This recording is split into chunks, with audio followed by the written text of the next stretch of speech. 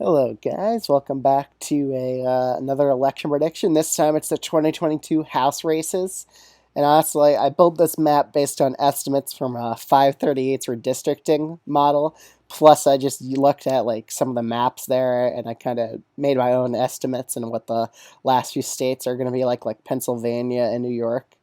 Specifically, I think Pennsylvania will have 3 swing seats, and New York probably around 4 because of its geography.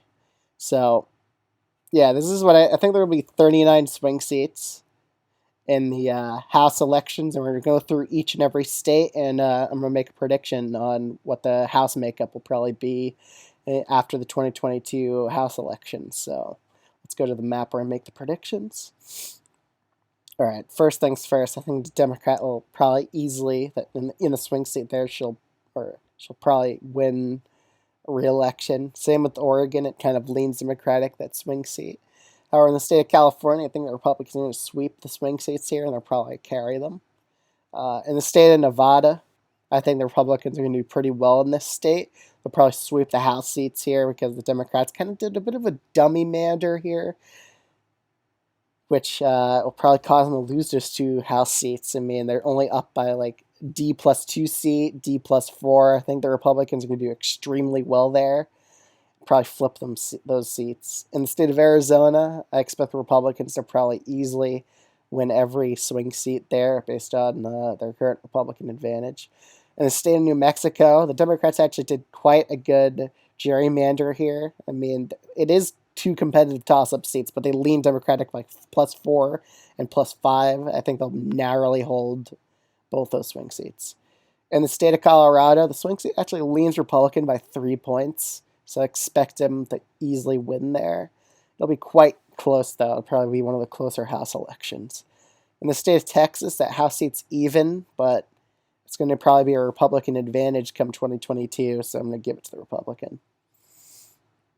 In the state of Florida, it's possible the Republicans win every toss-up seat here and just get to 20 seats. However, you do always have to give some swing seats to the opposing party. So I think the Democrats will at least hold one of them. They'll barely hold it, but I think they'll grab at least one swing seat there, but it's still a pretty big advantage in the state of Florida. I think the Democrats are going to do decent in Georgia come 2022, so I think they'll hold their swing seat. State of North Carolina, however, it's kind of an even House seat. Republicans will probably win it. But North Carolina's map could change. Same with Ohio. I mean, it might not be this huge Republican advantage. It's in the courts right now, so the Supreme Courts of each state could reverse these Republican gerrymanders, so keep an eye on them. State of Virginia, I think Abigail Spanberger will probably win her House seat in the toss-up district, while one of the other Democrats, Loria, will probably lose. In the state of Pennsylvania, I expect the Republicans to probably sweep in House seats here, thus giving them the House seat majority already. Still 15 swing seats left. In the state of New Jersey, the Republicans probably win that House seat there because it's a pretty effective Democratic gerrymander, but they did sacrifice one of their seats here for the greater good for their party. In the state of New York, I almost expect the Republicans to sweep in the toss-up seats here, but we don't really know the map yet. This is just an estimate, but I still expect them to probably sweep there while the Democrats capture at least one. In the state of Maine, we have Jared Golden running in Maine second. He's a moderate Democrat, and I actually think he'll win re-election here barely. He really did manage to flip this seat in the 2018 House elections, which is quite impressive, and he expanded his margin in the 2020 House election there. So I think he'll hold on here. I think he'll make it.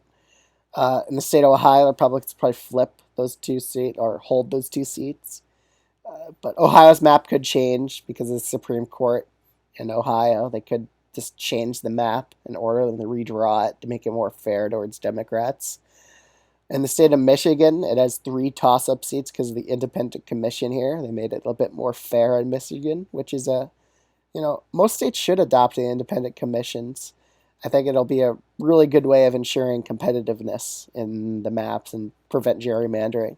But I do expect the Republicans to carry 2 toss-up seats, while the Democrats hold at least one. So it's 5-8.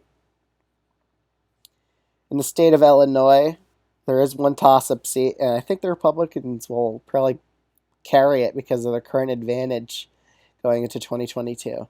And Iowa, I think Republicans will have a full Republican delegation here in Iowa. I think they'll flip that last Democratic seat here, like they did in 2020. They flipped two Iowa seats. They'll flip the last one too, because Iowa's just becoming more and more Republican over time.